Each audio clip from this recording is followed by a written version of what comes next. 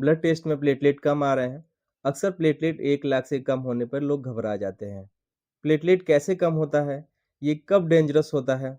और इसको नेचुरली कैसे बढ़ाएँ? आज के इस वीडियो में हम सब वो टॉपिक कवर करने वाले हैं जो एक पेशेंट अपने डॉक्टर से नहीं पूछ पाता है। नमस्कार दोस्तों, मैं हूं अनिल और आज के इस वीडियो में मैं बताने वाला हूं प्लेटलेट कम कैसे होता है, अगर प्लेटलेट कम हो तो बॉडी क्या सिम्टम देती है और किन बीमारियों में प्लेटलेट कम होता है और ये कब ज़्यादा डेंजर है। तो वीडियो को अंत तक ज़रूर देखें। अगर वीडियो पसंद आए तो वीडियो को लाइक, शेयर, कमेंट जरूर करें और हमारे चैनल को सब्सक्राइब करना मत भूलें। प्लेटलेट हमारे ब्लड के वो सेल्स हैं जो ब्लीडिंग को रोकते हैं। अगर जैसे ही बॉडी में कहीं इंजरी होती है तो प्लेटलेट एक लेयर बना के ब्लड को रोक देते हैं। दोस्तों, हमारे बॉडी में प्लेटलेट की संख्या 1.5 लाख से 4.5 लाख पर माइक्रोलीटर होना चाहिए।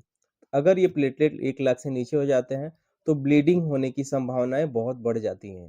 तो प्लेटलेट कम होने का कारण कई बीमारियां हैं, जैसे viral infection, dengue, chikungunya, flu, Covid, bone marrow disease, जैसे ल्यूकेमिया को ब्लड कैंसर कहा जाता है।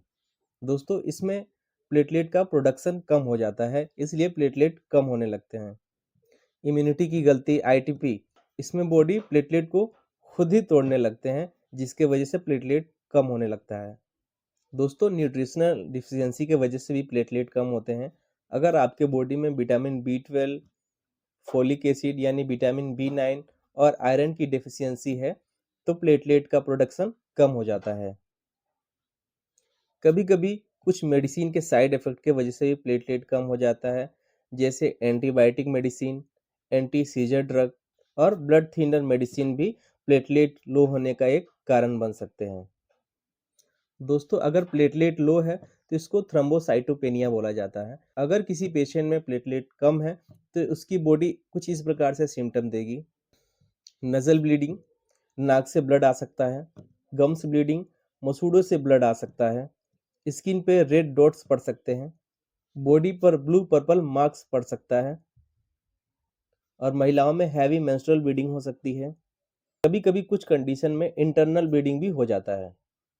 तो दोस्तों, अगर किसी पेशेंट के अंदर ये सिम्टम दिख रहे हैं तो ये प्लेटलेट कम होने की संकेत हो सकता है। ऐसे में आप तुरंत सीबीसी जांच करवा के अपना प्लेटलेट चेक कर सकते हैं।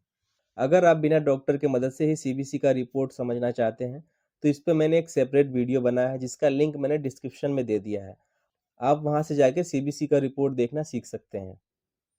अब जान लेते हैं अगर प्लेटलेट कितना कम है तो कितना खतरा है।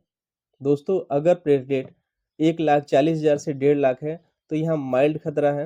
अगर प्लेटलेट 1 लाख से 1.5 लाख के बीच में है तो वहाँ खतरा मॉडरेट है। और अगर प्लेटलेट 50,000 से नीचे आ जाता है तो ये बहुत रिस्की जोन है। ऐसे में तुरंत हॉस्पिटलाइज करके प्लेटलेट ट्रांसफ्यूज करना पड़ता है। दोस्तों, डेंगू, वायरल इन्फेक्शन, चिकनगुनिया में इस प्रकार की बीमारी में प्लेटलेट क्यों घटता है, इसको भी हम थोड़ा बारीकी से समझ लेते हैं।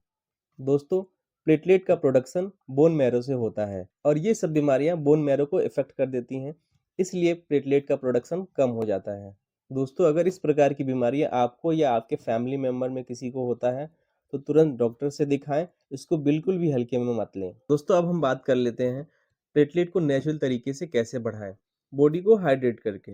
अगर आप कोकोनट वाटर, ओआरएस और साफ पानी ज़्यादा से ज़्यादा पीते हैं तो इससे आपका बोन मैरो एक्टिव होता है और प्लेटलेट का प्रोडक्शन बढ़ जाता है। दोस्तों, प्लेटलेट बढ़ाने में पपीता का पत्ता, कीवी, बकरी का दूध, गिलोय जूस, चुकंदर, अनार और हरे पत्तेदार सब्जियां काफ़ी मददगार साबित होती हैं। दोस्तों, अगर प्लेटलेट कम है तो कुछ दवाइयाँ ऐसी हैं जिसको स्ट्रिक्टली अवॉइड करना चाहिए, जैसे आइबुप्रोफेन, डाइक्लोफेनेक, एसिक्लोफेनेक, यानी एनसेड ग्रुप की जो मेडिसिन होती हैं उसको थ्रोम्बोसाइटोपेनिया में अवॉइड करना चाहिए। इससे प्लेटलेट और भी तेजी से कम होते हैं। दोस्तों, प्लेटलेट कम होना हमेशा डेंजरस नहीं होता, लेकिन रीजन जानना जरूरी है। इसलिए आप सतर्क रहें और इस प्रकार का कोई सिम्टम आपके बॉडी में दिखे तो तुरंत डॉक्टर को दिखाएं और अपना सीबीसी टेस्ट जरूर कराएं। अगर वीडियो इन्फॉर्मेटिव लगी हो तो शेयर, लाइक, कमेंट करना मत भूलिएगा और ऐसे ही हेल्थ से जुड़ी हुई जानकारी के लिए हमारे चैनल को जरूर सब्सक्राइब करिएगा।